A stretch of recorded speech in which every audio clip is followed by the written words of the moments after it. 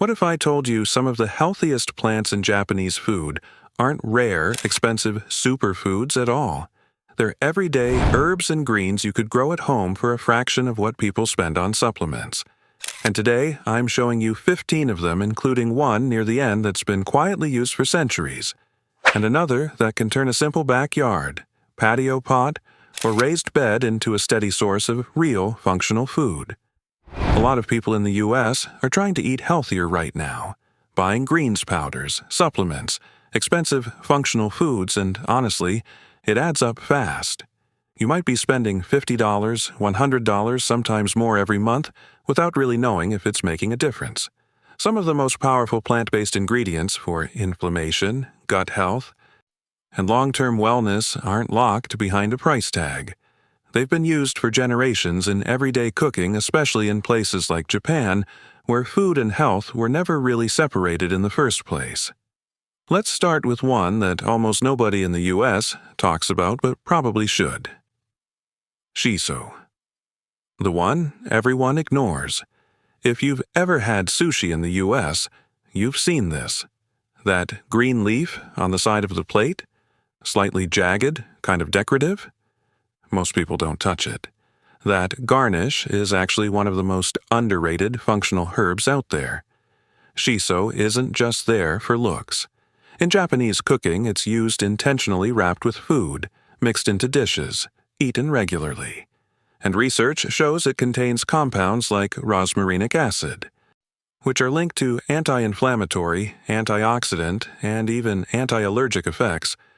But honestly, what makes Shiso powerful isn't just the science. It's how ridiculously easy it is to grow. This plant grows fast, like really fast. In a backyard bed, in a container, even in a basic patio setup, it takes off. And once it's established, it can reseed and come back on its own. Low maintenance. High return. You could spend $100 on supplements, powders, or wellness products this month, and then spend it again next month. Or you take that same $100, walk into Home Depot or local garden center, get a simple setup going, and now you've got a plant that keeps producing. That's the shift.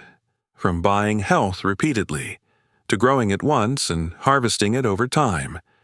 Shiso has been used in Japan for generations, not labeled as anything special, just part of daily eating.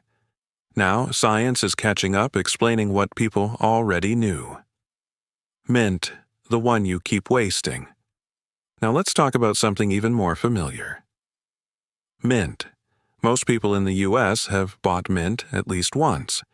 You use a few leaves, and the rest sits in the fridge until it goes bad. Mint isn't just for flavor. It's been used traditionally to support digestion, cool the body, and balance meals. And growing it? It might be easier than anything else on this list. It roots fast. It grows aggressively. In fact, if you plant it in the ground, it can spread like crazy, which is why containers or small raised beds are perfect for it. You can even grow it in water right on your kitchen window. Cut a stem, drop it in a jar, and within days, roots start forming. And again, this is where the money side changes everything. Instead of buying mint every week, you grow it once. Harvest when you need it. No waste. No repeat spending. That's convenience. And that's something most people don't realize they're missing. Basil. Now this one you definitely know. Basil. If you cook at home, even a little pasta, salads, sandwiches, you've probably bought basil from the store. You use a handful, and the rest slowly dies in the fridge. Basil isn't just a cooking herb. It's another functional plant that's been used for generations, not just for flavor, but for supporting digestion and overall wellness. Basil grows incredibly well from cuttings. You don't even need seeds. Take a stem, put it in water, place it near a sunny kitchen window, and within a week you'll see roots. Within a couple of weeks, it starts growing again. And once you start harvesting from the top, it grows back bushier. So instead of buying basil every time you cook, you've got it right there. Fresh, alive, always available. You might spend $3 to $5 every time you buy basil. Over a few months, that adds up. Or you spend once maybe $10 to $20 at a place like Trader Joe's, Home Depot, or a local nursery, and now you've got a continuous supply. Green onion, the easiest regrow in your kitchen. And this one might be the simplest of all. You don't even need to buy a plant for this. You already have it. Next time you buy green onions from the grocery store, Costco, Whole Foods, wherever, don't throw away the white root ends. Put them in a small glass of water. Within a few days, they start growing back. You can literally watch it happen. And here's the crazy part. You can keep cutting and regrowing them multiple times. Same plant, same roots, new growth, no soil. And again, this is where the mindset shifts. Instead of constantly buying something over and over again, you start asking, can I regrow this instead? The next group of plants doesn't just grow well. They look like something you'd expect to see in a styled home, a Pinterest board, or even a designer setup. Peace lily. The clean, minimal look, if you've ever walked into an office, a hotel lobby, or a nicely staged living room in the U.S., you've seen a peace lily. It's one of those plants that just looks polished. Glossy leaves, clean shape, and those white blooms that almost look artificial. Most people think this is a high-maintenance decorative plant. In fact, peace lilies naturally prefer consistent moisture, which is why they can adapt surprisingly well to water setups if you transition them properly. So instead of dealing with soil, drainage trays, and guessing when to water, you can grow it in a clean container of water, keep the roots submerged, and just change the water regularly. A lot of people spend money trying to upgrade their living space, new decor, new pieces, small things to make it feel better. But honestly, one healthy plant like this, placed in the right spot, does more for a room than most of that. The Chinese evergreen. The low-light problem solver, a lot of U.S. homes, especially apartments, condos, even some suburban layouts, don't have perfect lighting everywhere, and that's where most plants struggle. But this one doesn't. Chinese evergreen is known for being one of the most low-light tolerant plants out there, and not only does it survive, it actually looks good doing it. Patterned leaves. Greens mixed with silver, sometimes even pink or red tones. It adds visual texture without needing a perfect sunny window. Because it naturally prefers steady moisture, it can adapt to water growing more easily than people expect. So instead of constantly rotating plants around your home, trying to find the perfect light spot, you pick something that works with your environment. And that saves you from something people don't talk about enough. English ivy. The effortless, trailing look. Now, if you want that classic, slightly vintage, almost effortless home aesthetic, this is where English ivy comes in. You've probably seen it in photos trailing down shelves, hanging near windows, growing out of glass bottles. It has that soft, natural movement that makes a space feel more alive. But here's what most people don't realize. Ivy roots incredibly fast in water. You take a cutting, place it in a jar, and within a couple of weeks it starts building a root system. From there, it just keeps growing, longer, fuller, more dramatic over time. And instead of buying artificial decor, wall pieces, or trying to fill space, this plant literally grows into that space naturally. Coleus. The color you didn't know you could grow indoors. Most indoor plants stay in the green spectrum, which is nice but sometimes a little repetitive. Coleus changes that completely. This plant produces leaves in deep reds, purples, bright greens, even combinations that look almost painted. Even though it's often used outdoors in the U.S., it grows incredibly well from cuttings in water indoors. Fast rooting, fast growth, constant new leaves. And visually, it gives you something most plants don't. Contrast. Instead of buying seasonal decorations, switching things out, spending money to refresh your space, you grow something that keeps evolving on its own. Let's start with one of the fastest, the silver inch plant. If you've never seen it before, It has these striped leaves, silver and green on top, deep purple underneath. This plant doesn't eventually root. You take a cutting, drop it in water, and within 24 to 48 hours you can start seeing roots forming. Not imagining it, actually seeing it. It already has tiny root nodes along the stem, so when you put it in water, it's not starting from scratch, it's just continuing what it was already ready to do. That's why it feels so fast. Purple heart. Now, if you want something just as fast, but with more visual impact, this one stands out. Purple heart.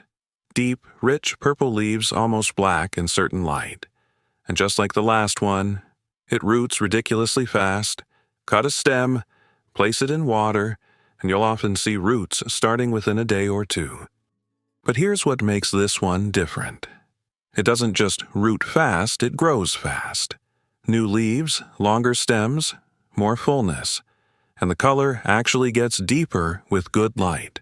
So instead of buying statement plants that cost more and take time to establish, you can grow something bold, dramatic, and fast, starting from almost nothing.